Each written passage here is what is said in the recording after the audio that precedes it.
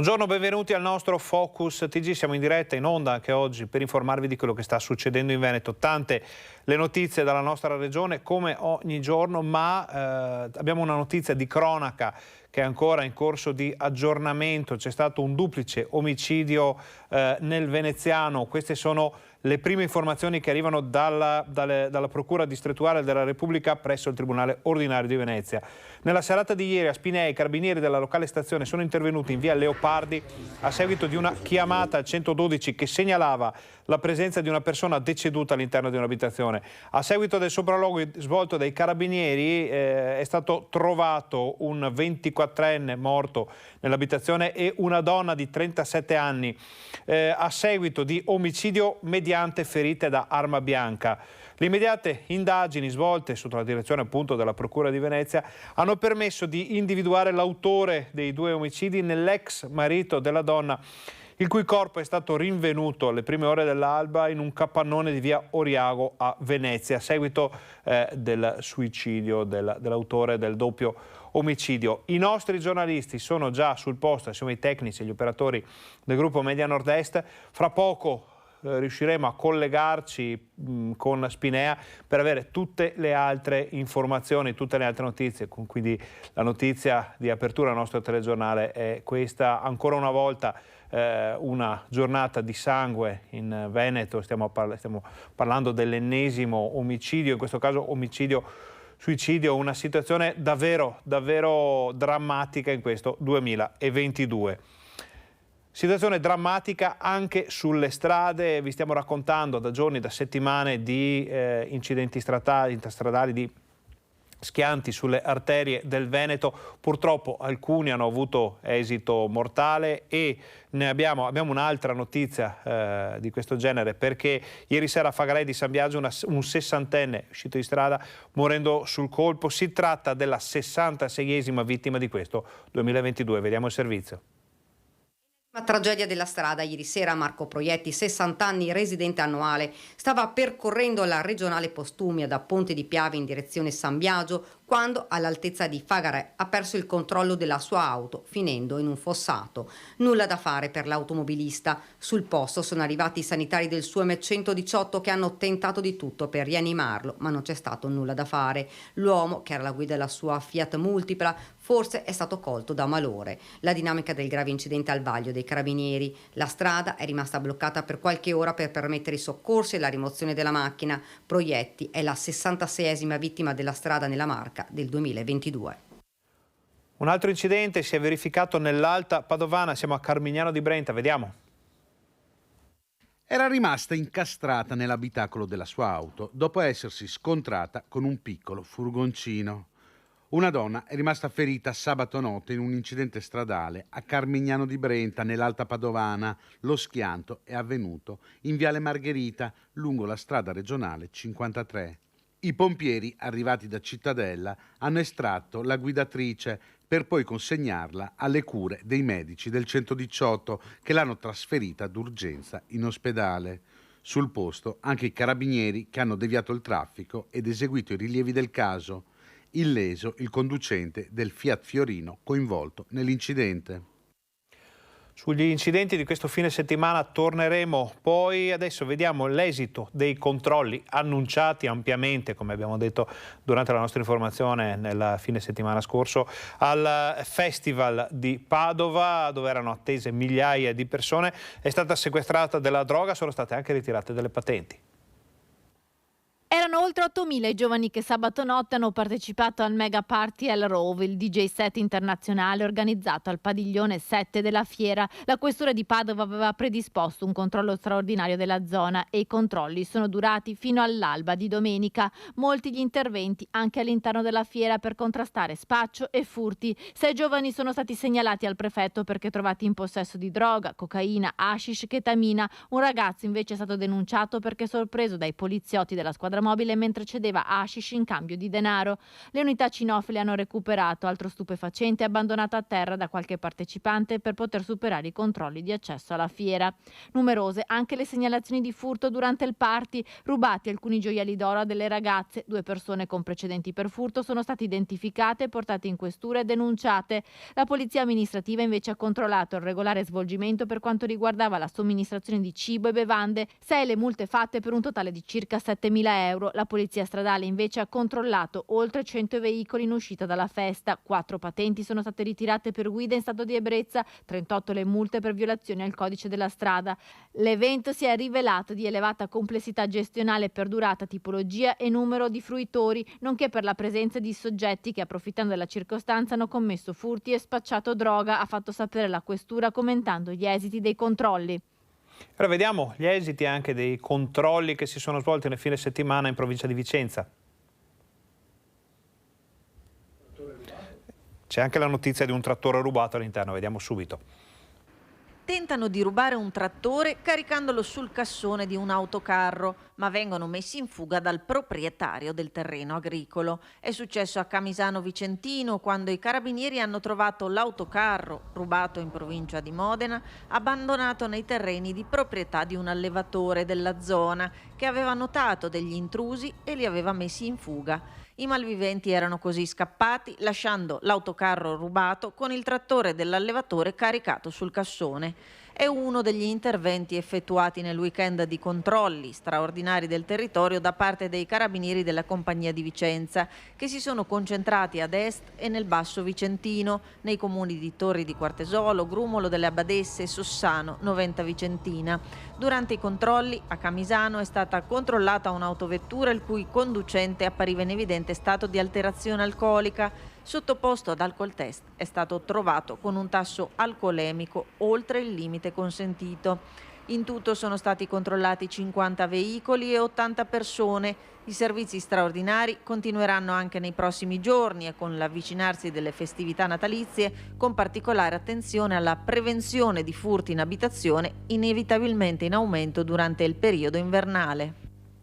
Stando alle informazioni che arrivano dal territorio, pare sia in corso comunque anche una specie di ondata di furti ai danni dei distributori nelle ore notturne. Arriva proprio in questi momenti in redazione la notizia di un assalto a un distributore lungo la strada statale 308, siamo nel comune di Borgorico nell'Alta Padovana. Esplosa la colonnina del self-service, i ladri sono fuggiti con il denaro, il bottino è ancora in via di quantificazione, esattamente come la dinamica e tutto quello che concerne questa notizia che stiamo approfondendo con le nostre redazioni. Poi nel corso della nostra informazione vi forniremo altri dettagli. Restiamo nel Padovano per una vicenda che si lega comunque alla cronaca, perché un ubriaco ha importunato i clienti di un bar, in tasca aveva anche un coltello e una pistola giocattolo. Vediamo. Paura sabato notte in un locale di Abano Terme. Un uomo evidentemente ubriaco ha iniziato a importunare i clienti del bar Relax Café Sisha Lounge in via Nazioni Unite. In particolare ha iniziato a litigare con un avventore in modo molto aggressivo. I gestori del locale hanno allertato i carabinieri che, arrivati sul posto, hanno subito bloccato il molestatore. Si tratta di un 30enne artigiano residente ad Abano. I carabinieri gli hanno trovato nelle tasche un coltello da cucina con una lama di 18 cm e la riproduzione di una pistola calibro 9 priva del tappo rosso e con inserito un serbatoio contenente 5 colpi. Il 30enne è stato denunciato. Siamo in attesa di novità da Spinea per potervi aggiornare su questo doppio omicidio seguito da un suicidio avvenuto fra questa notte e questa mattina nella zona. Ci collegheremo fra pochissimo con i nostri giornalisti sul posto, però adesso facciamo una breve pausa pubblicitaria. State con noi, torniamo fra pochissimo.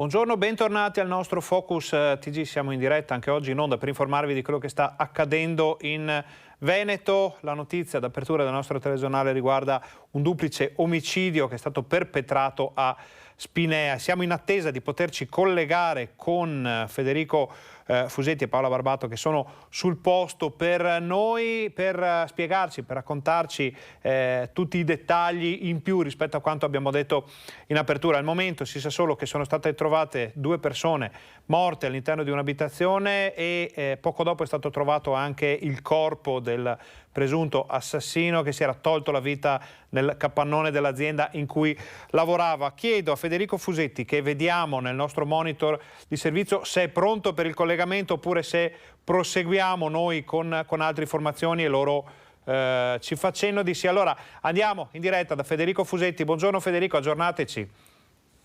Buongiorno Ferdinando, buongiorno ai telespettatori. Sì, siamo qui in Via Leopardi a Spinea, che è il luogo in cui purtroppo si è consumata questa tragedia ieri sera, una tragedia che insomma è finita con 3 persone che non ci sono più.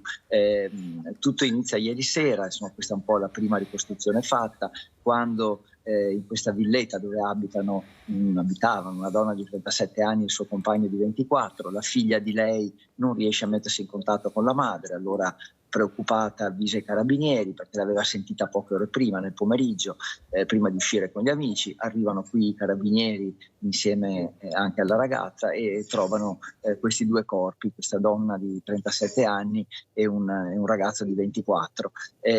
Immediate scattano le indagini per capire cosa è accaduto. Pare sia stata trovata un'arma del delitto, che dovrebbe essere un coltello, all'interno della villetta.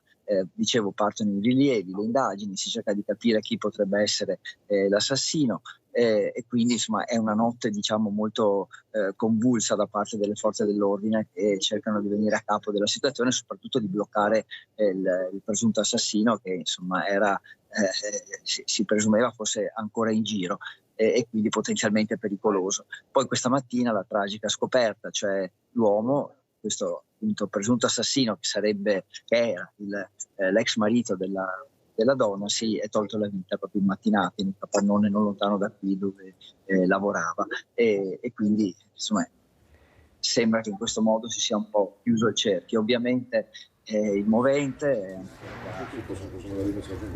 dire quello che sappiamo, che ci hanno detto i vicini, è sicuramente che questa donna qui era molto ben voluta, si era inserita molto bene nella vita di questo quartiere, che è un quartiere davvero molto tranquillo, vicino al centro di Spinea.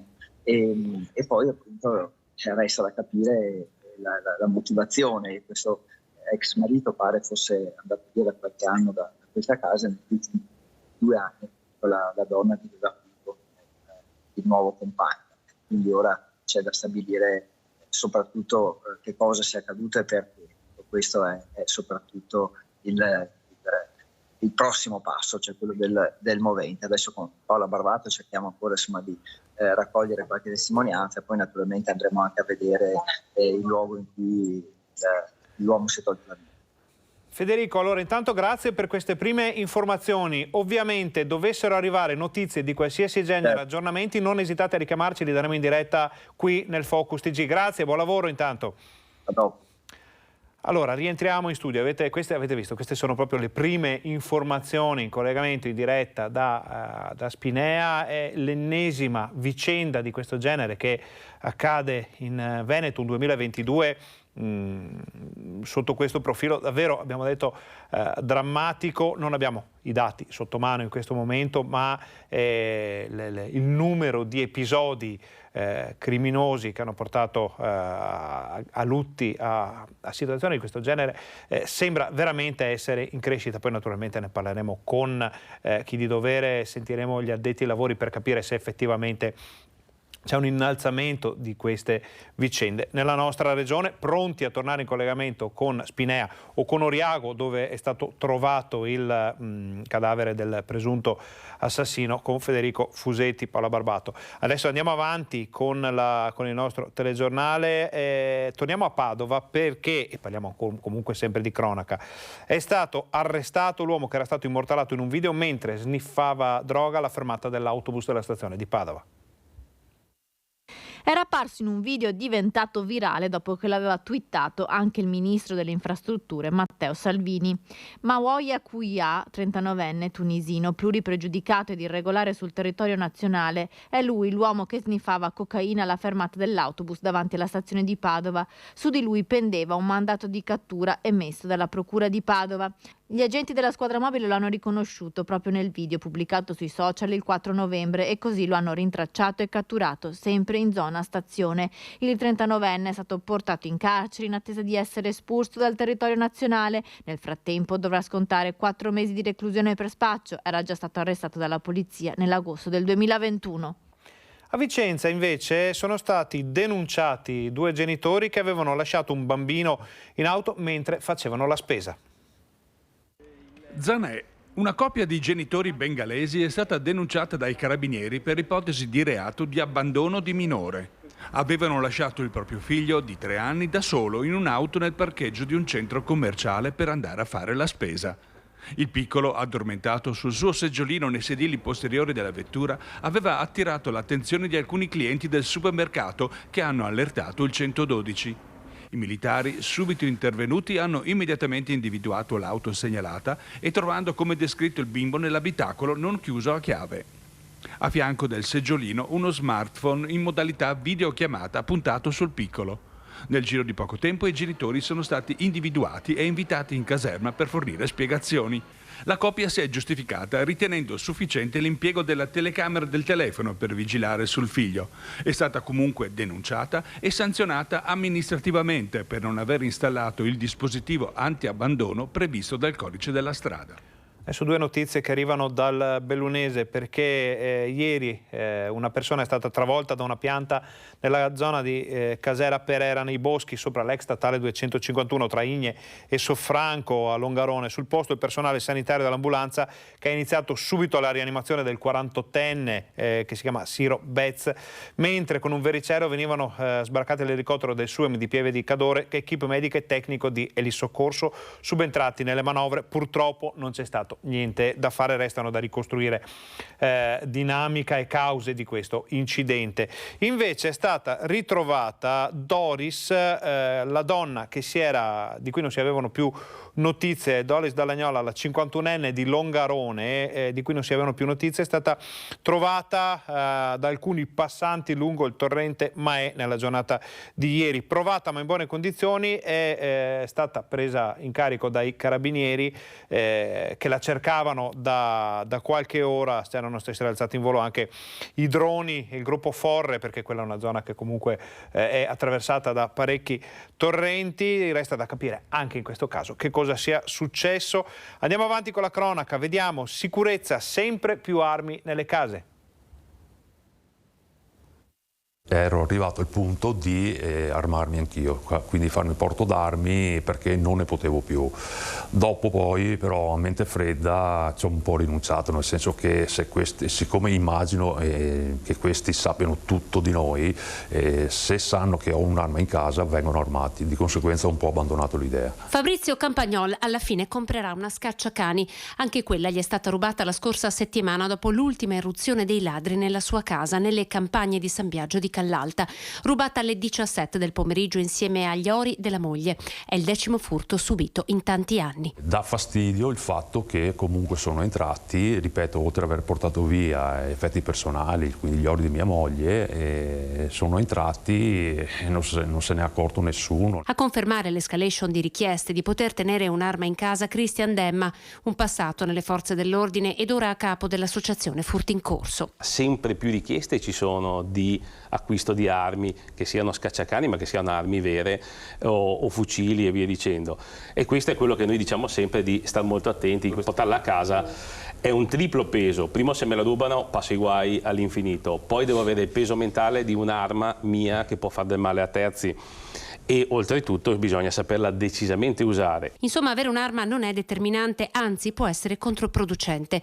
Contro la microcriminalità e l'escalation negli ultimi anni dei furti in abitazione, i comuni si stanno organizzando dopo l'implementazione della videosorveglianza con l'acquisto di applicazioni per la sicurezza. L'app Treviso Sicura è stata adottata anche a Zero Branco e a Oderzo. Rimane però il tema della denuncia, che potrebbe aiutare a mappare lo spostamento dei malintenzionati, ma spesso non viene fatta, un po' per rassegnazione.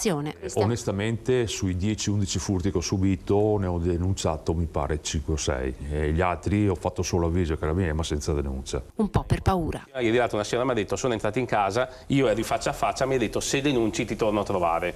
Me l'ha detto col cuore e io sono rimasto gelato perché è una persona anziana non denuncerà mai una cosa del genere. Torniamo a parlare ora di incidenti stradali, una pagina piuttosto corposa all'interno del drammatico capitolo della cronaca di oggi. Sabato c'è stato uno schianto in moto di cui vi abbiamo dato notizia, un 18enne è morto nell'Alta Padovana a Villanova di Campo San Piero e in attesa della data dei funerali giovedì ci sarà una veglia di preghiera per Emanuele. Un minuto di silenzio nei campi da calcio dove domenica hanno giocato le squadre giovanili della società US Torre, dove militava nei juniores Emanuele Piccolo. Il 18enne di Villanova di Campo San Piero, morto sabato pomeriggio in un drammatico incidente stradale a pochi metri da casa. Lo schianto in via Cornara, nella frazione di Murelle, intorno alle 13:30. Il giovane stava andando proprio all'allenamento di calcio. Con sé aveva il borsone, ma fatti appena 100 metri ha perso il controllo della moto e si è schiantato contro un albero, un impatto fatale che non gli ha lasciato scampo. In attesa di conoscere la data dei funerali a cui parteciperanno tutti i compagni di squadra e di scuola, per giovedì sera è prevista in parrocchia una veglia di preghiera per il 18enne per dare conforto alla famiglia. Emanuele Piccolo era cresciuto con il papà dopo aver perso a soli 3 anni la mamma. Un rapporto molto forte quello tra padre e figlio, insieme condividevano la passione per la moto. Emanuele da poco guidava la Kawasaki intestata a papà Nicola. Era prudente, così lo descrivono gli amici. La dinamica dello schianto, secondo i rilievi della polizia locale del Campo San Pierese, parla di un'uscita di strada autonoma. Emanuele, dopo aver imboccato via Cornara, che è un rettilineo, ha sbandato dopo aver superato un dosso ed è finito lungo il ciglio stradale, centrando un grosso albero. Ora facciamo una breve pausa pubblicitaria, voi state con noi, torniamo fra pochissimo.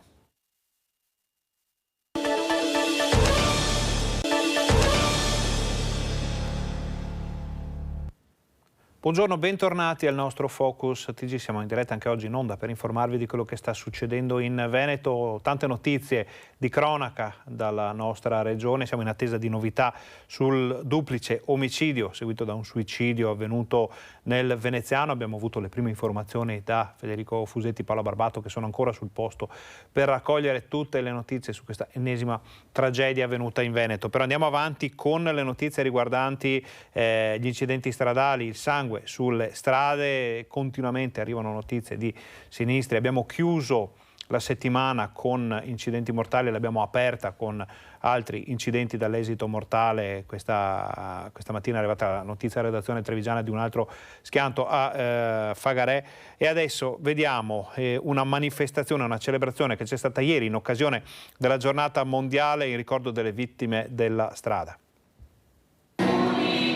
Scenderanno a Roma per chiedere rispetto per i loro ragazzi e per tutte le vittime della strada. Sono le madri coraggio dell'associazione Alba, Luci sulla strada, nata dopo la morte di 4 giovani sulla Iosolana nel luglio di 3 anni fa, per i quali un 27enne rumeno stava scontando la pena di 8 anni domiciliari a 2 passi dalle case delle vittime. E sono anche in accordo con la Presidente Romina Ceccato che andremo a Roma proprio a parlare con il governo di queste tematiche. Perché tramite loro penso che si possa incominciare a collaborare. Chiediamo solo collaborazione perché da soli noi non possiamo arrivare, ma non dimentichiamoci che siamo tutti sulla strada. L'annuncio al termine della messa in ricordo di tutte le vittime sulle strade, officiata questa mattina nella chiesa di San Pio X a San Donà di Piave.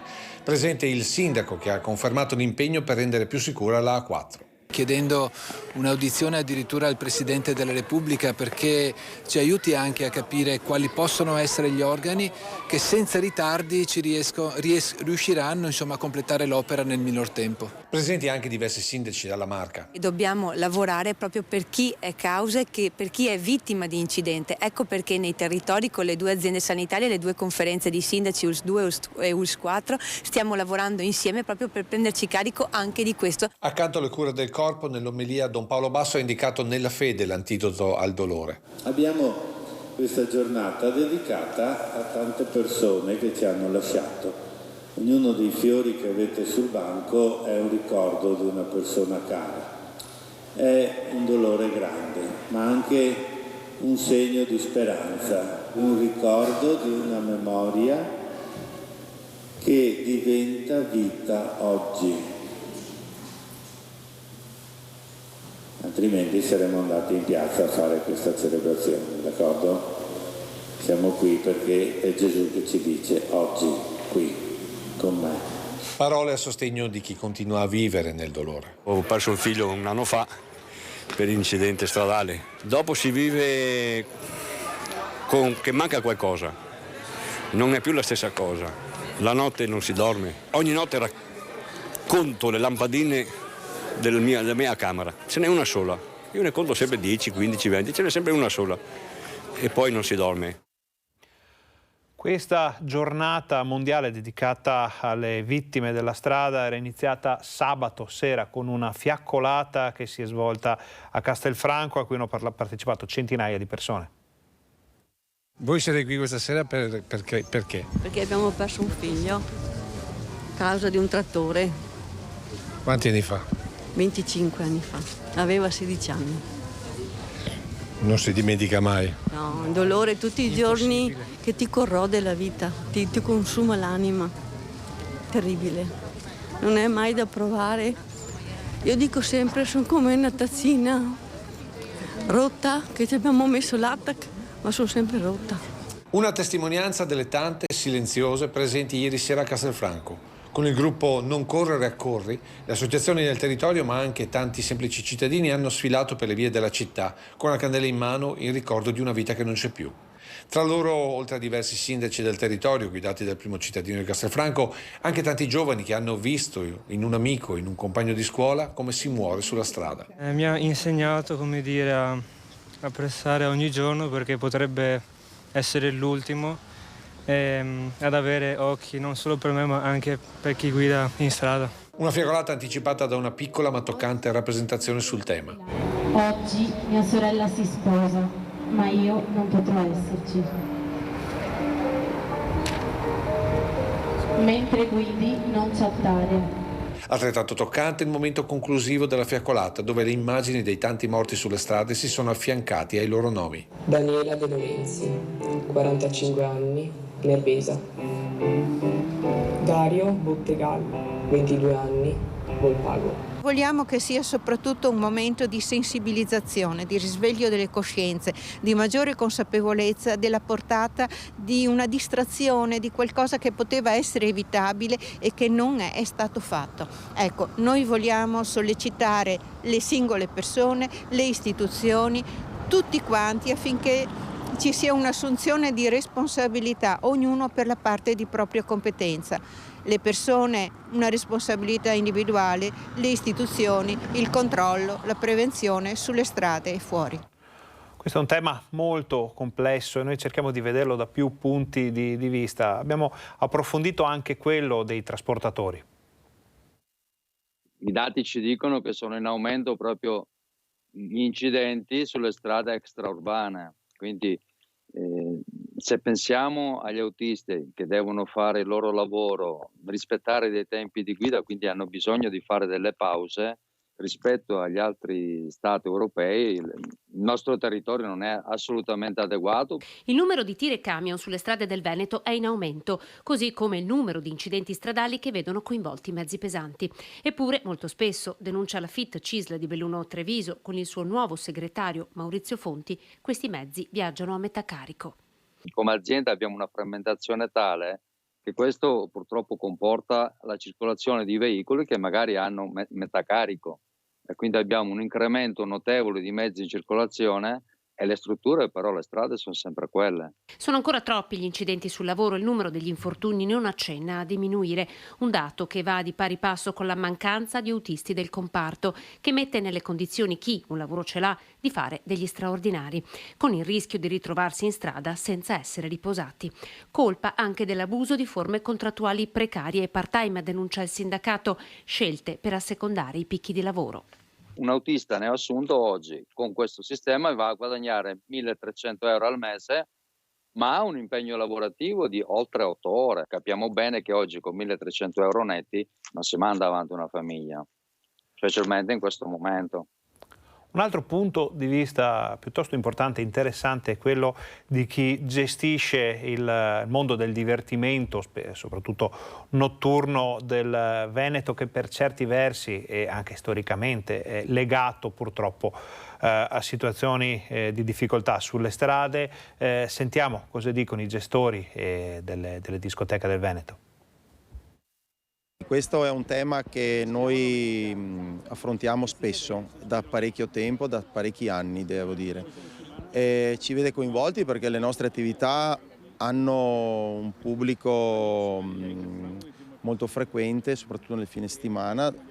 Dopo aver passato una serata può capitare che ci sia il momento di euforia e qualche volta è capitato che ci siano degli incidenti causa di questo momento. Delle volte è per euforia data da magari un eccesso di alcol, può essere un eccesso di distrazione, può essere una manifestazione anche di mettersi in mostra, soprattutto per i giovani che vogliono essere un po' protagonisti del momento di partenza. Delle volte si vede un po' questo atteggiamento non educato per quanto riguarda la guida. Però devo anche dire che non è un problema che riguarda solo i giovani, è un problema che riguarda tutte le persone di qualsiasi età. Quindi io sono favorevole a tutte le iniziative di sensibilizzazione per far sì che le persone capiscano che devono essere molto molto attente e responsabili, perché quello che fanno può essere anche pericoloso a qualsiasi età, come ho detto. Quindi noi siamo interessati al massimo perché le persone siano attente, perché se capita un incidente fa male a loro ma fa male anche a noi, perché sentire usciva dalla discoteca, che qualche volta anche non è vero, perché magari viene associato per comodità, usciva dalla discoteca, magari non è proprio così, però può capitare che l'incidente abbracci una fascia di pubblico che magari frequentava effettivamente qualche locale e questo non fa bene a noi, non fa bene a nessuno, quindi facciamo di tutto per prevenire, perché le persone vogliamo vederle tornare a ballare e soprattutto tornare a casa. E soprattutto tornare a casa, che è la cosa più importante.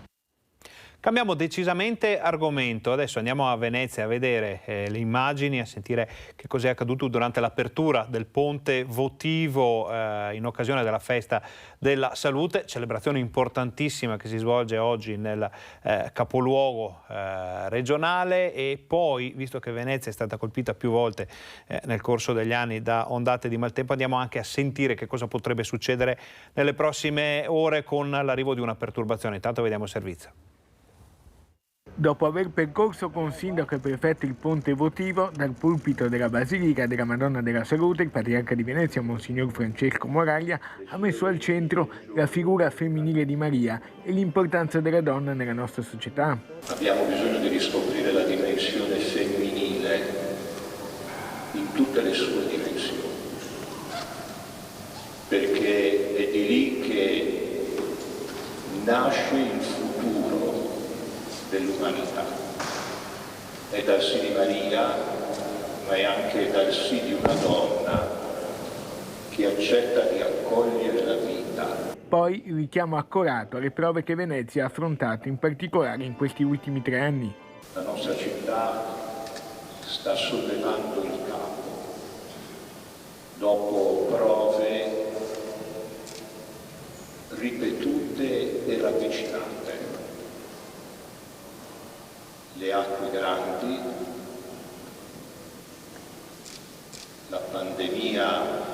il lockdown ha portato, si sta sollevando il capo ed è il momento allora di essere generosi e capaci di alzare lo sguardo. Attraversare il ponte votivo per il patriarca significa riflettere sull'importanza di creare un dialogo in una festa vissuta da tutta la città. Il ponte che abbiamo inaugurato e percorso ci richiama la necessità di essere ponti nei confronti soprattutto delle popolazioni provate dalla guerra. Ed è importante che insomma dopo anche anni difficili di Covid si sia tornati a pieno ritmo e con tanta gente anche oggi. Speriamo che sia un momento di riflessione, un momento anche per guardare avanti e che insomma la festa della salute richiami tanti veneziani. Adesso facciamo un'altra breve pausa pubblicitaria, state con noi, torniamo fra pochissimo e parliamo di meteo.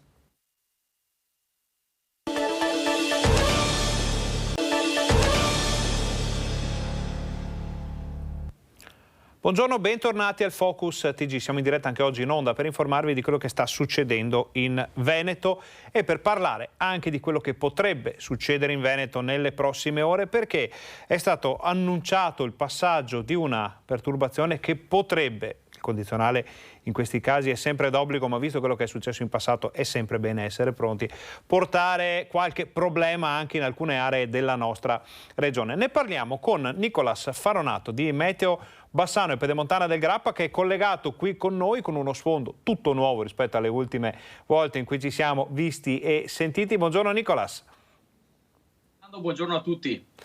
Allora Nicolas, noi abbiamo ricevuto anche dall'ARPAV la segnalazione meteo martedì 22 novembre, previste precipitazioni localmente consistenti, limite delle nevicate in abbassamento, temporaneo rinforzo dei venti in quota lungo la costa, che si collega a un passaggio piuttosto importante che in altre regioni del sud e del centro Italia è annunciato davvero problematico. Cosa potrebbe succedere?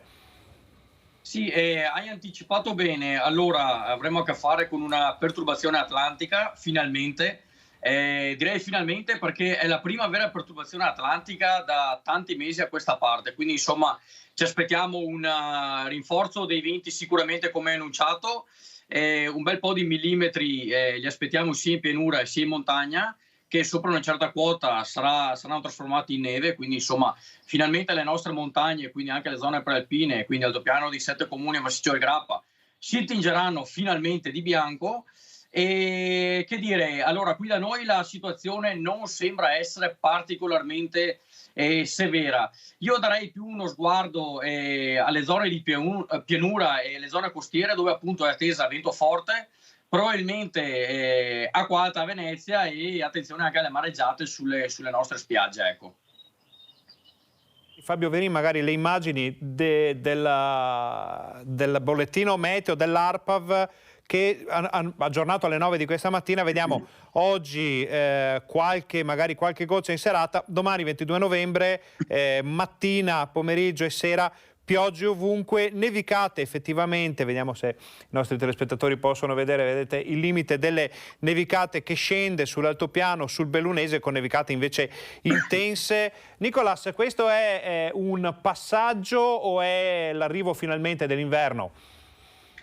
Allora, diciamo che già in questi ultimi 2 giorni si sentono che le temperature, soprattutto al mattino, sono calate, finalmente si sono avvicinate agli 0 gradi, abbiamo avuto circa 2 gradi ieri e 2 gradi e mezzo questa mattina, e quindi finalmente possiamo definire questo novembre effettivamente novembre. Si prospetta comunque un periodo più fresco, quindi con temperature che dovrebbero rimanere in linea con queste. Domani tra l'altro ovviamente ci sarà un aumento delle temperature minime ma un calo di quelle massime. Contiamo che domani difficilmente supereremo i 7-8 gradi di massima in pianura, quindi insomma la classica giornata tardo autunnale se non invernale, mentre al di sopra dei 1200-1400 metri avremo le temperature che non si alzeranno mai al di sopra dello zero, quindi insomma in queste zone finalmente è previsto un bel po' di neve anche nell'ordine dei 30-40 centimetri sopra i 1300-1400 metri sulle prealpi, ma più in basso per quanto riguarda le Dolomiti anche fino a fondovalle, fino a 700-800 metri, quindi diciamo che finalmente non sarà questa perturbazione a risolvere l'incubo della siccità, ma almeno dà una grossa mano, insomma, ecco, quindi acqua in pianura e soprattutto riserve di neve in montagna, che speriamo poi il freddo faccia sì che ghiacci e ci siano effettivamente poi delle riserve per la prossima primavera. Ecco, noi abbiamo in onda in questo momento, Nicolas, i dati sono quelli di ieri, ma immaginiamo che siano molto vicini a quelli che arriveranno oggi. -6 ad Asiago di minima, -8 sulla Marcesina, -11 le famose doline dell'Ortigara. Pare che insomma finalmente ci siamo. Però ti chiedo una cosa, secondo te subito dopo ci sarà quel rialzo previsto delle temperature o soprattutto per gli impiantisti, soprattutto per il mondo turistico dell'altopiano, ma in generale tutta la montagna veneta, potrebbe aprirsi un periodo felice? Sì, allora diciamo che questa perturbazione atlantica sembrerebbe, passatemi il termine, una perturbazione un po' isolata, perché poi effettivamente dovrebbe ritornare l'alta pressione che però dovrebbe sempre fare i conti con correnti più fresche da nord e nord-est, quindi diciamo che avremo a che fare con belle giornate di sole, molto probabilmente dopo appunto la parentesi di domani, ma con temperature che dovrebbero comunque rimanere contenute, quindi insomma anche in montagna avremo a che fare con giornate di sole gradevoli, ma con gelate che potrebbero essere, soprattutto nelle zone innevate, gelate anche piuttosto insomma con temperature di parecchi gradi al di sotto dello zero. Io mi aspetterei che nell'altopiano di Asiago e soprattutto nelle città di Asiago, che è una piccola dolina naturale, in caso di nevamento, anche se la città di Asiago è un po' al limite tra la neve e la pioggia, potremo avere comunque gelate anche consistenti, secondo me anche nell'ordine dei -5, -6 gradi, insomma, quindi direi che finalmente in montagna possiamo parlare che sarà l'inverno la parola d'ordine, ecco. Allora Nicolas, intanto grazie per queste informazioni.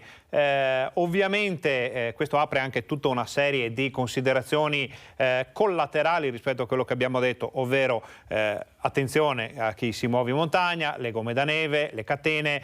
Si spera di non vedere quello che è successo gli anni scorsi con infinite colonne di auto bloccate da un incidente, un'uscita di strada, un tamponamento causato da chi non aveva con sé le attrezzature adeguate. I comuni naturalmente si stanno già muovendo con il cosiddetto piano neve. Se per te va bene, io ti darei appuntamento ai prossimi giorni, magari verso fine settimana, per fare un po' il conto di quello, il punto di quello che è successo. Vedremo anche se su Meteo Bassano e Pedemontana del Grappa arriveranno delle belle immagini da poter condividere con i nostri telespettatori. Assolutamente sì, ci aggiorneremo e speriamo di aggiornarci con un paesaggio finalmente imbiancato in montagna e finalmente direi anche la pioggia in pianura, perché è fondamentale dato il periodo. Decisamente. Grazie Nicolas, come sempre gentilissimo, buon lavoro, buona giornata. Grazie Ferdinando, grazie a tutti voi. Noi torniamo in studio, cambiamo argomento decisamente, andiamo a sentire le parole del sindaco Brugnaro sulla violenza contro le donne. Riscoprire in ogni dimensione la figura femminile è fondamentale per Monsignor Moraglia, che ha inaugurato il ponte votivo per la Madonna della Salute con questo monito, pienamente condiviso anche dal primo cittadino.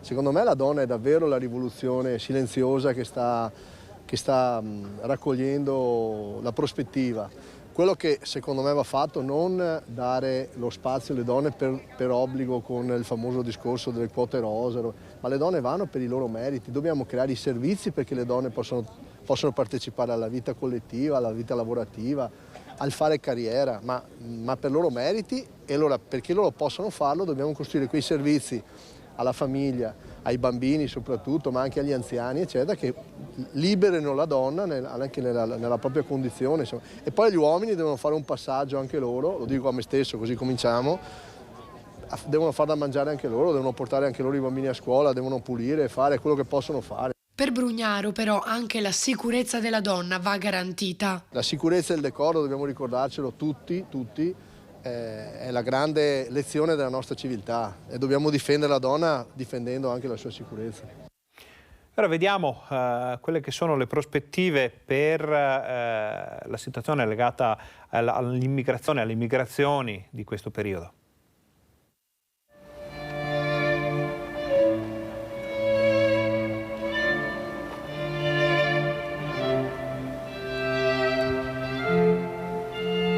Le note della Sinfonia di Vivaldi dedicata alla follia hanno fatto da cornice l'altra sera nel Tempio di San Nicolò all'incontro con il professor Andrea Riccardi, docente di storia ma soprattutto fondatore della comunità di Sant'Egidio.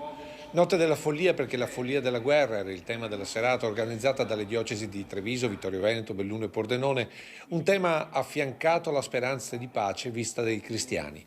Tanti conflitti presenti nel mondo, anche se quello che è sempre in primo piano è l'Ucraina, che per Riccardi rischia di non avere fine. Questa sarà una guerra, lo ripeto, che si eternizza e in questo senso ci vuole un grande investimento sull'Ucraina. Un conflitto economico ma anche una contraddizione religiosa. Dobbiamo dire la verità che questi due popoli sono nati dal battesimo di Rus e hanno avuto in comune la stessa storia cristiana. Una volta Papa Francesco disse: questa è una guerra tra cristiani, e aveva ragione.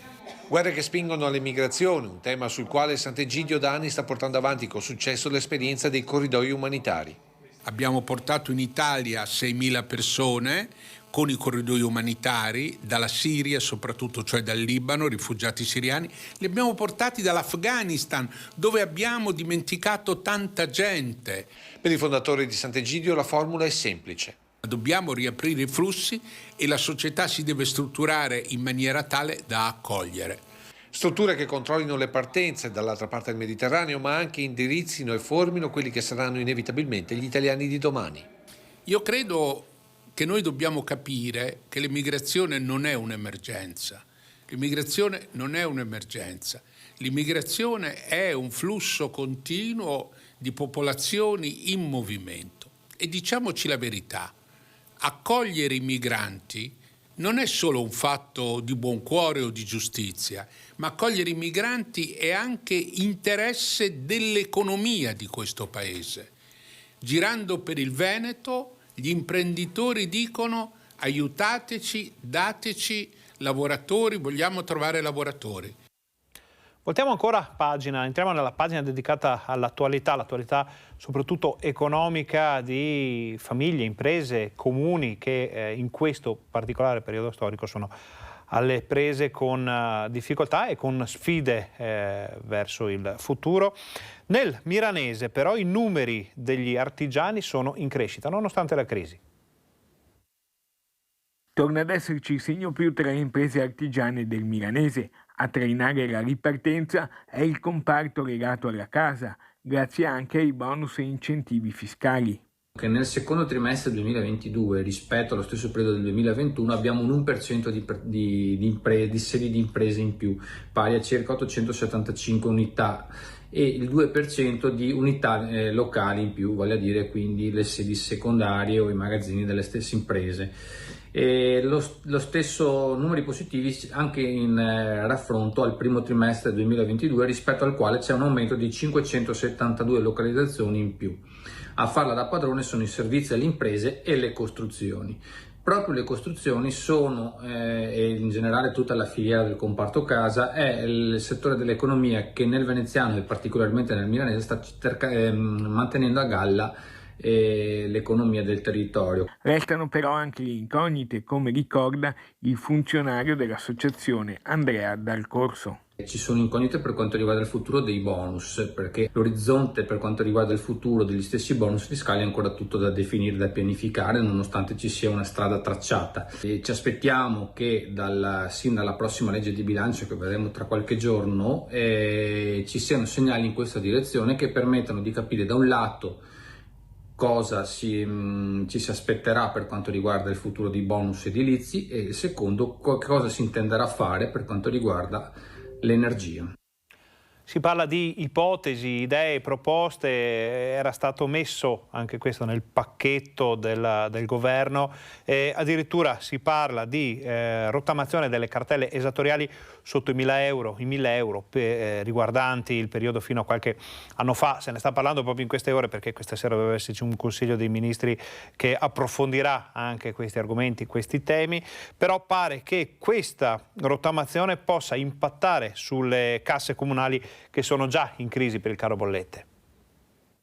Ho sentito che c'è una proposta di rottamazione delle cartelle sotto i 1.000 euro. Sì. Ecco che io che ho così passione un po' degli enti locali rispetto alla presa di posizione di ANCI, mi auguro che si faccia una manovra un po' correttiva, perché queste cartelle sono tanta parte tributi comunali, no? Quindi verrebbero... Quindi lei crede che non sia il caso di rottamare? Perché questa cosa ritorna, noi ne abbiamo parlato anche ieri sera, nel momento in cui tu chiedi, no, a qualcuno che ha un'esposizione di pagare queste cartelle da 1.000 euro, per lo Stato è più oneroso cercare di recuperarle che dire vabbè, sapete che c'è, non le pagate più, no? L'idea sarebbe stralciare quelle e dimezzare quelle fino a 3.000 euro, mi è sembrato di capire. Sì, però naturalmente quelle sotto i 1.000 corrispondono massimo a tributi comunali, no? E quindi ricadrebbe sui comuni. Facciamo la rottamazione di cartelle sotto i 1.000 euro, vuol dire che sono minori entrate per i comuni. Magari la Tari che qualcuno non ha pagato. E quindi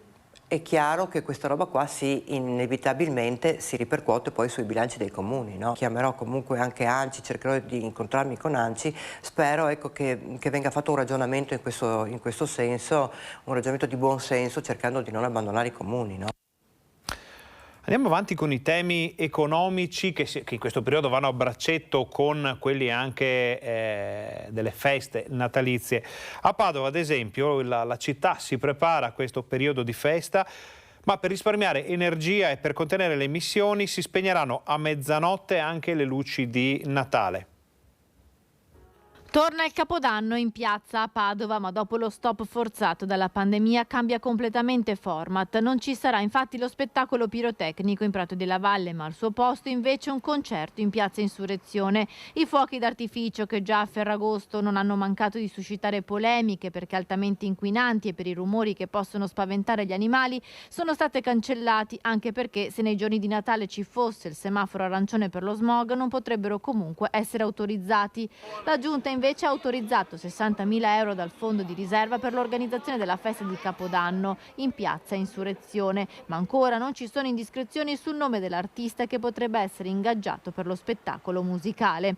Nel frattempo il programma natalizio del comune di Padova inizierà il 25 di novembre in occasione del Black Friday. Verranno accese le luminarie. Il 3 dicembre sarà la volta invece dell'accensione dell'albero di Natale davanti a Palazzo Moroni e del videomapping sui muri degli edifici più belli della città. Le luminarie, in linea con le direttive che impongono un risparmio energetico, si spegneranno a mezzanotte, così i consumi si ridurranno. Abolita anche la tradizionale pira dell'Epifania in Prato della Valle, nessun rogo proprio per contenere le emissioni, ma una festa sempre in Prato dove le befane distribuiranno ai bambini le calzette piene di dolciumi.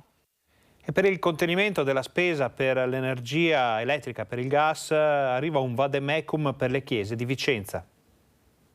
Né al freddo né al buio, ma al risparmio consapevole sì. Sotto questa luce arrivano le indicazioni della diocesi alle parrocchie che riguardano anche le celebrazioni delle messe, ma più in generale le modalità per il contenimento dei costi energetici che si sono abbattuti sulle chiese. È con una lettera ai sacerdoti che il vescovo di Vicenza, Monsignor Beniamino Pizziol, ha voluto fornire le linee guida per affrontare l'attuale emergenza energetica alle porte del periodo invernale. L'idea è quella di concentrare le messe, cosa vuol dire? O all'interno di una stessa parrocchia ridurre il numero delle messe, se comunque in una messa sola possono starci ad esempio i fedeli di 2 o più celebrazioni, ma poi anche all'interno di una stessa unità pastorale, soprattutto per quanto riguarda le messe feriali, questo non tanto quelle della domenica, ma scegliere eventualmente un'unica chiesa da riscaldare e concentrare lì un po' tutte le celebrazioni. Raccomandazioni volte in generale ad ottimizzare le risorse, ma con un occhio particolare ai giovani e alle loro attività. Il vescovo dice innanzitutto non tocchiamo le attività per i ragazzi, le attività ricreative e formative. I ragazzi hanno già pagato tanto per la pandemia, adesso non dobbiamo chiudere gli oratori o ridurre i momenti a loro dedicati. Sono le 13, facciamo un'altra breve pausa pubblicitaria, torniamo fra pochissimo.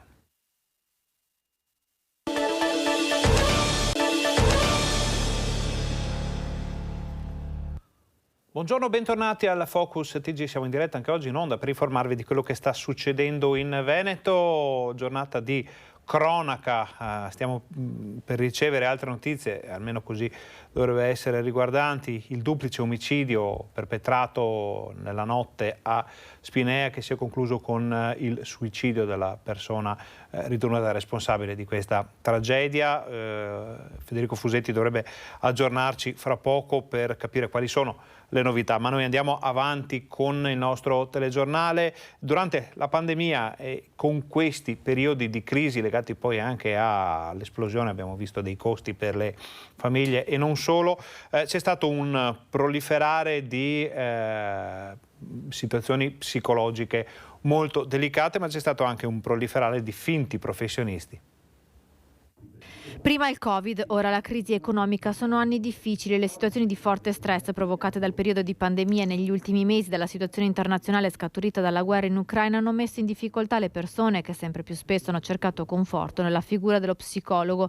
Lo testimonia l'elevato numero di richieste per usufruire del bonus psicologi. La fascia giovanile è una fascia da tutelare assolutamente con grande attenzione. Lo vediamo anche dai dati del bonus psicologo. Il bonus psicologo ha ricevuto 320.000 richieste circa, di cui riusciremo a rispondere per scarsità di fondi a meno del 12%. Oltre la metà sono di giovani sotto i 35 anni o giovani appunto che stanno iniziando la loro età adulta. Allora proprio per loro è necessario dare tutti i supporti possibili, che siano supporti qualificati e verificabili. In ogni caso, quando c'è un dubbio sulle persone che ci stanno assistendo o stanno assistendo i nostri cari, sul sito dell'Ordine c'è l'elenco degli psicologi abilitati. Tuttavia in questi anni sono aumentate le segnalazioni di finti psicologi che, approfittando del periodo, si sono improvvisati professionisti pur non essendolo. Ecco allora quali sono i campanelli d'allarme. Se c'è qualcuno che rimane vago rispetto a quella che è la propria professione, o qualcuno che usa dei termini anglosassoni, inglesi, strani, che non sono quelli consueti, allora lì c'è da andare a verificare. L'Ordine è qui anche per questo,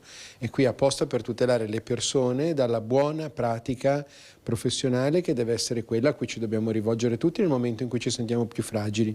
Per questo l'Ordine delle Psicologhe e Psicologi del Veneto ha organizzato insieme alle forze dell'ordine una giornata per mettere in guardia dal rischio di incontrare falsi professionisti che con il loro comportamento mettono a rischio la salute pubblica. Negli ultimi 2 anni e mezzo sono circa 250 le segnalazioni pervenute, che poi hanno portato a eventuali archiviazioni, esposti, diffide, più altri circa altrettanti quesiti che a cui abbiamo risposto come commissione, chiarimenti a cui abbiamo risposto come commissione.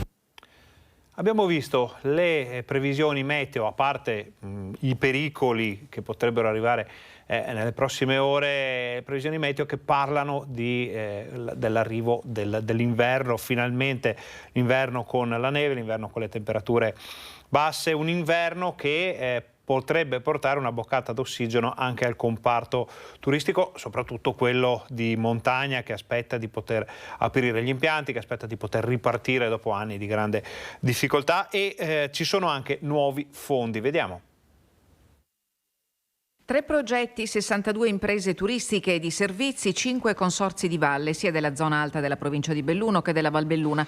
Un investimento in attività promozionali che supera il 1.300.000 euro. Unico comune denominatore lo sport, elemento di richiamo e di interesse per lo sviluppo turistico del territorio. La Regione ha detto sì ai progetti di rete, capofila il Consorzio Dolomiti Prealpi e il Centro Consorzi di Sedico, mirati ad attrarre gente. Lo ha fatto grazie all'opportunità offerta dalla nuova programmazione dei fondi strutturali europei. I fondi Porfes sono passati nella loro interezza dai 600 milioni della vecchia programmazione a oltre 1 miliardo. Per il turismo si traducono in 90 milioni di euro contro i 45 della passata programmazione. Fondi raddoppiati che consentiranno di cofinanziare gli interventi delle DMO sul territorio, Belluno compresa, prossima alla trasformazione in fondazione. L'obiettivo, spiega l'assessore Caner, è una programmazione che punti alla destagionalizzazione, puntando su sostenibilità e accessibilità, cioè pensare a investimenti attenti all'ambiente, come i progetti presentati dal Dolomiti Prealpi, che creano nuovi prodotti turistici legati al mondo dello sport. Questo è un esempio classico di come sviluppare un prodotto turistico legato non soltanto alla ricettività, cioè alle camere, ma anche a chi porta altri servizi. Lavorare sui servizi e lavorare assieme, il monito di Caner. Più aziende che si mettono insieme per creare un prodotto turistico, che è esattamente quello che oggi noi inauguriamo. Rimaniamo in tema turistico perché dopo i grandi numeri registrati durante il ponte di Ognissanti, le terme padovane, uno dei comparti termali più importanti d'Europa, si preparano al prossimo ponte, alle prossime festività.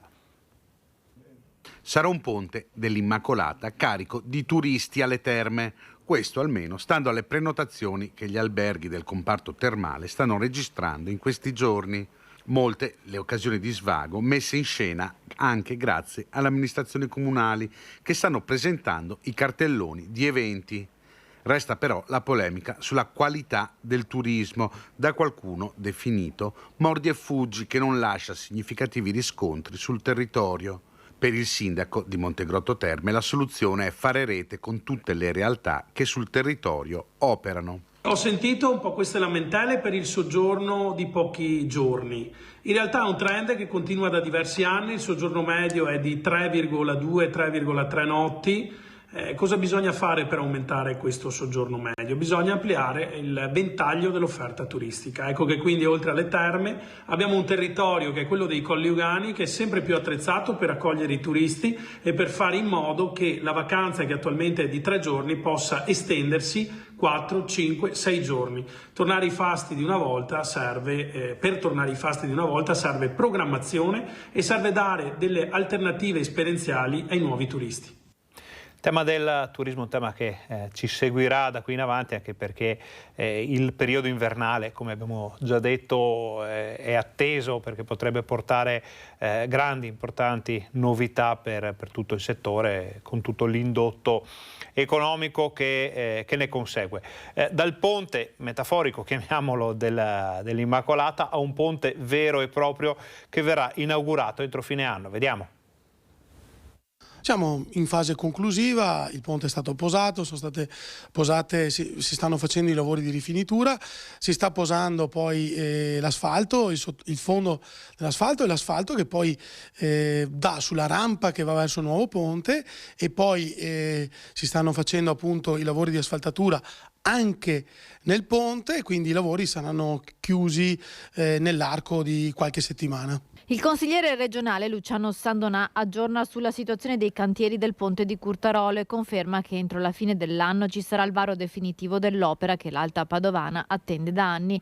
La Regione Veneto ha messo 3 milioni di euro su 4 che sono stati necessari per la sistemazione dell'infrastruttura che serve a collegare il territorio con il Bassanese, la parte più a nord della regione. E noi abbiamo anche altre idee e altre iniziative per quel che riguarda il completamento, il miglioramento, l'efficientamento e anche l'aumento, diciamo, della capacità, della viabilità della parte nord di Padova, perché ricordo che entro il 2023 saranno inaugurati gli ultimi tronconi della pedemontana, che diventerà pienamente operativa e che c'è bisogno appunto di connetterla in maniera veloce, rapida e efficiente con il resto, diciamo, del sistema viabilistico regionale, in particolare della provincia di Padova, di Treviso e di Vicenza. Abbiamo dato nei giorni scorsi la notizia della morte di Alberto Zamperla, conosciuto da tutti come il re delle giostre, imprenditore berico di altissimo profilo, riconosciuto a livello mondiale. È stata fissata la data dei funerali che si svolgeranno mercoledì in Duomo a Vicenza. Nel frattempo, nella sua Altavilla vicentina, il sindaco ha proclamato il lutto cittadino e si moltiplicano le manifestazioni di cordoglio e di vicinanza alla famiglia. L'ultimo addio al re delle giostre, l'uomo che con le sue attrazioni geniali ha conquistato il mondo, facendo vivere la fantasia e quel brivido di gioia ad adulti e bambini. I funerali di Alberto Zamperla, l'imprenditore vicentino, originario di Pieve di Soligo, scomparso all'età di 71 anni giovedì, si svolgeranno nel Duomo di Vicenza mercoledì 23 novembre alle 10:45. La camera ardente voluta dalla famiglia, la casa di cura Eretenia con un accesso dedicato.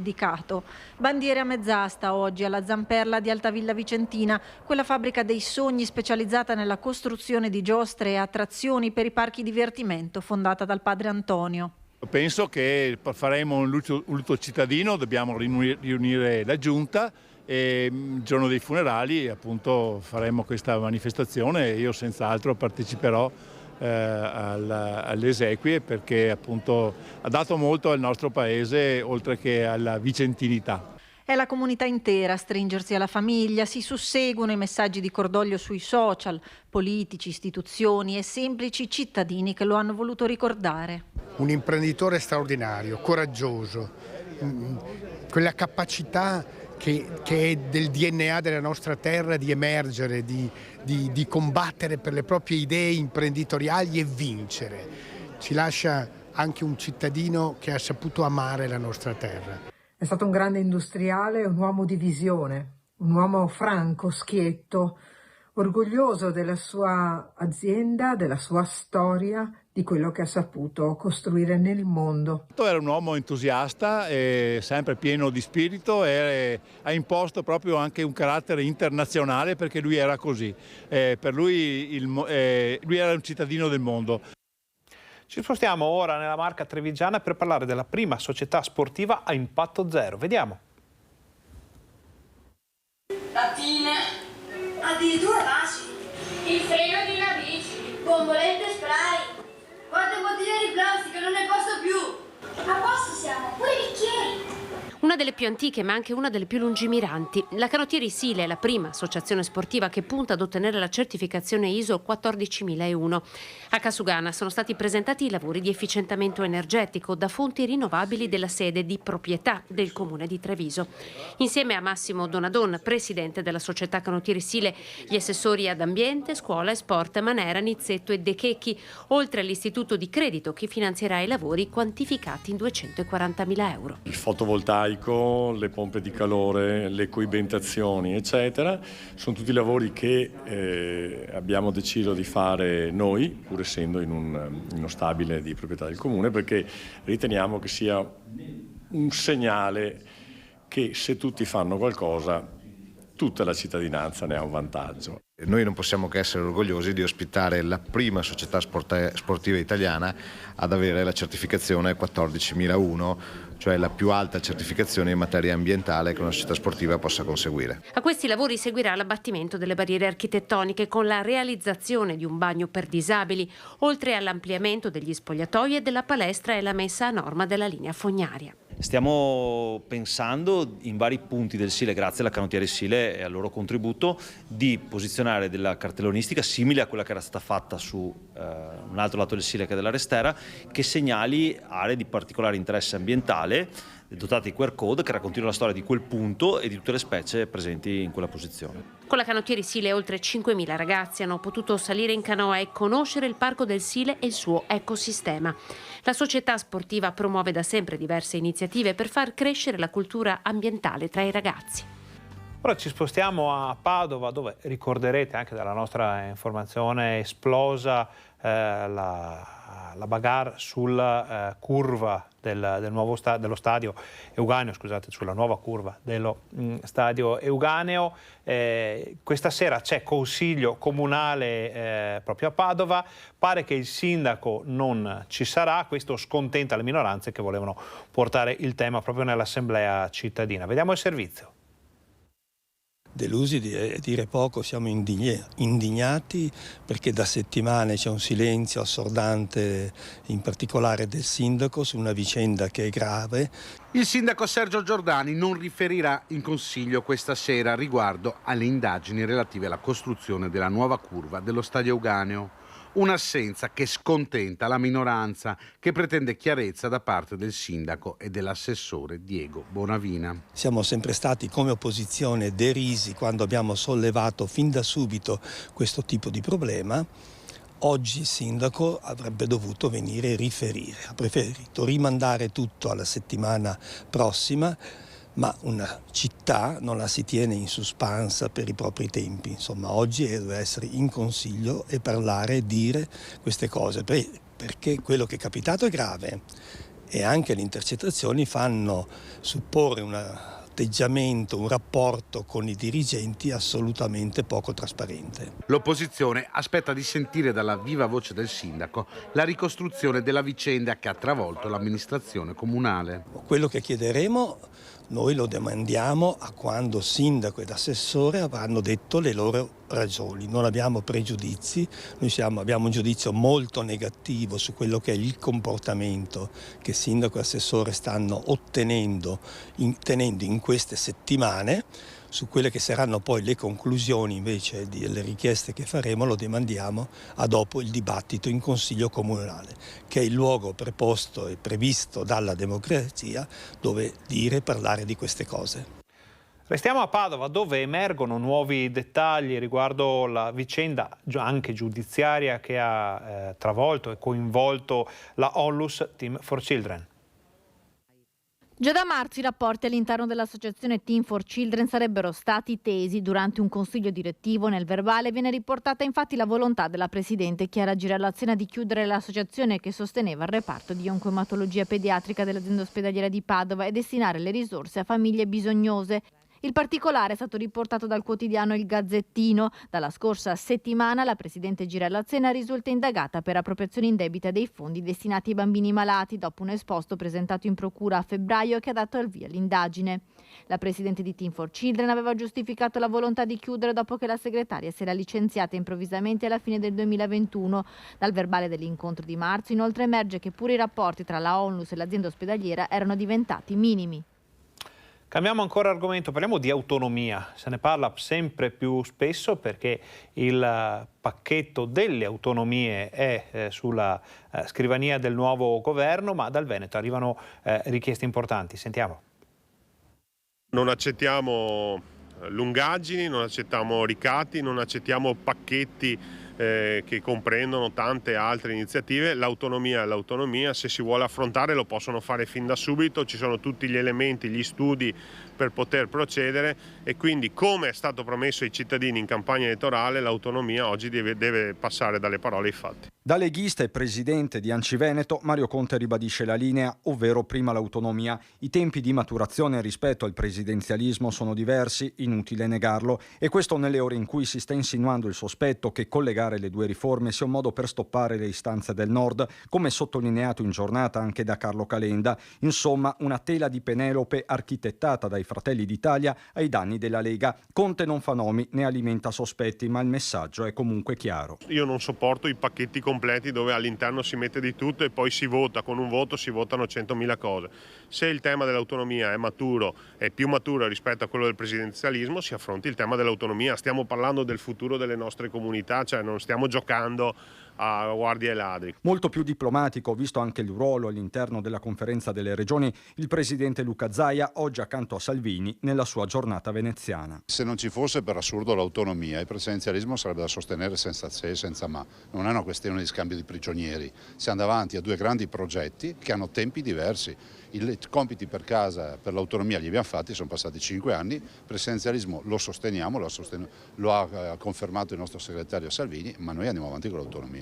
Quelli che Zaia ha più volte definito i compiti per casa sono stati fatti. Stiamo lavorando a un documento che io proporrò alla conferenza delle regioni affinché tutti i presidenti possano condividere almeno dei punti cardine sui quali siamo tutti d'accordo. Ad esempio che l'autonomia è prevista dalla Costituzione. Quanto alla partita delle 23 materie, il paragone è servito, anzi apparecchiato. Ma il Veneto si siederà al tavolo con le 23 materie. È come andare al ristorante e dire rinuncio al menù. No.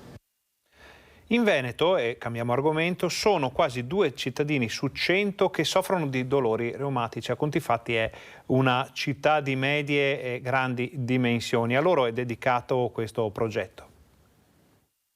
Un calendario per aggiornare i medici di base su come risparmiare visite costose legate ai dolori reumatici. E questo è l'obiettivo dell'iniziativa presentata nella sede della Confartigianato di Viale 4 Novembre a Treviso, pensata da un artigiano che con le malattie a gambe, braccia e non solo fa i conti ogni giorno. Un imprenditore che lavora sul campo e si spacca la schiena tutto il giorno ovviamente ha necessità di confrontarsi con le associazioni.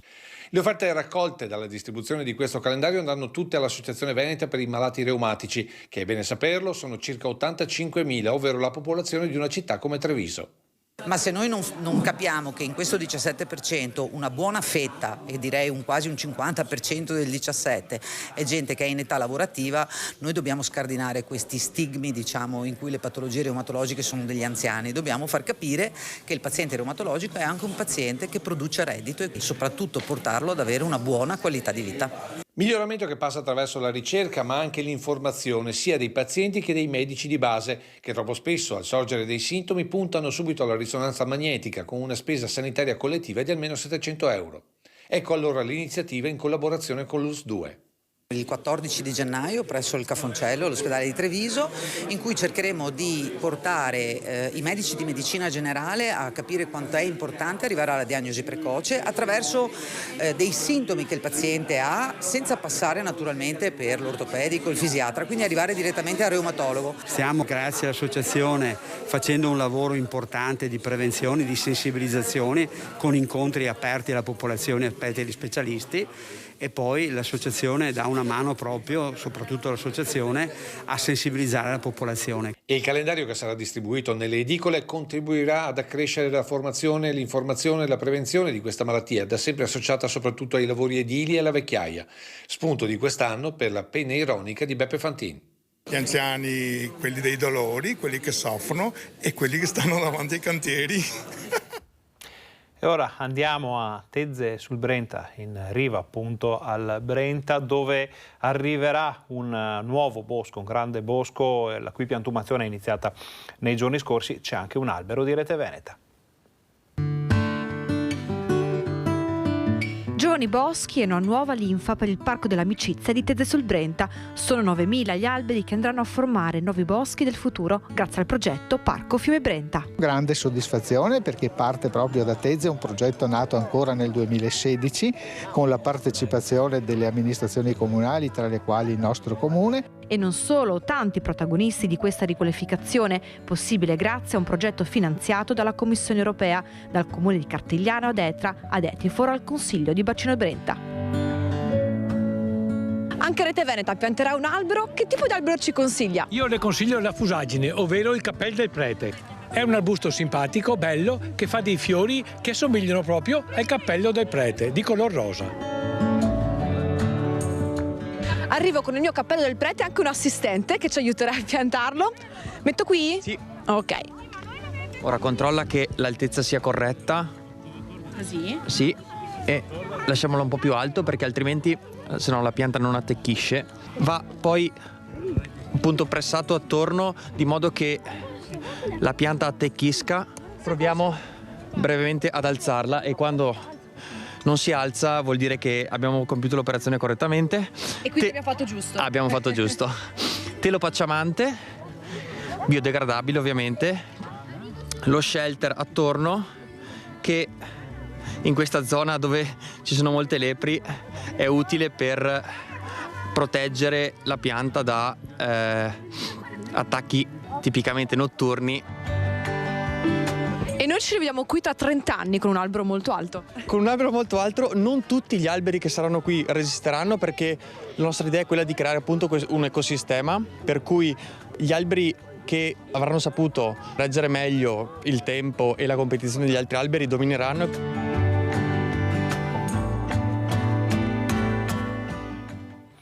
Nel fine settimana il sindaco di Cittadella, la comunità di Cittadella, ha festeggiato i 100 anni di Enrico Vanzini. Al signor Enrico Vanzini, nel giorno del conferimento della civica benemerenza, con orgoglio e riconoscenza da parte dell'amministrazione comunale e dei cittadellesi, 18 novembre 2022. Nel giorno del suo 100° compleanno, una comunità intera ha voluto rendere ufficialmente grazie a Enrico Vanzini, ultimo Sonderkommando che visse sulla propria pelle l'orrore della furia nazista nel campo di concentramento di Dachau.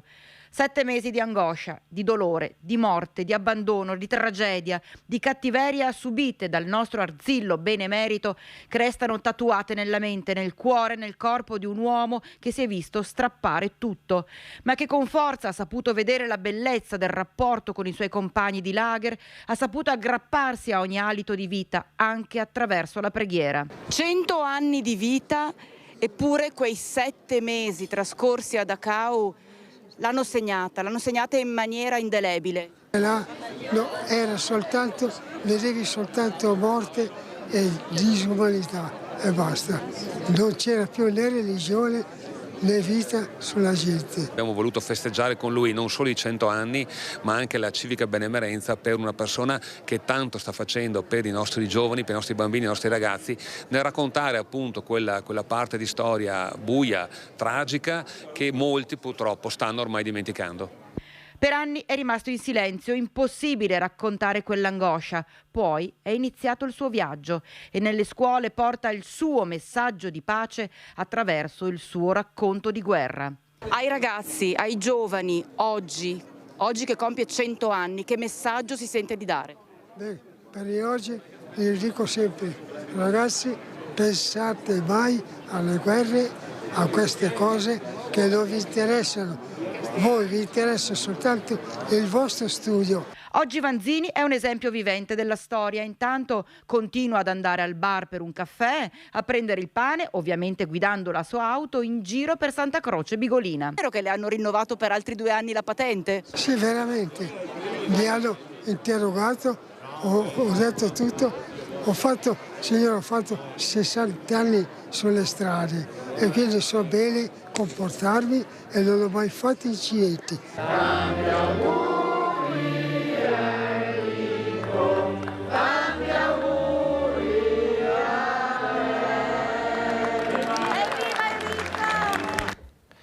Ci uniamo anche noi agli auguri naturalmente a Enrico Vanzini con tutto il suo carico di umanità e di storia. Questa era l'ultima notizia del nostro telegiornale. Noi ringraziamo Fabio Verin per la regia, ringraziamo tutti i colleghi che ci hanno permesso di portare nelle vostre case tutte le ultime notizie dal Veneto. Vi diamo appuntamento a TG Bassano, a TG Vicenza di questa sera per tutto il resto. Vi auguriamo un buon pomeriggio.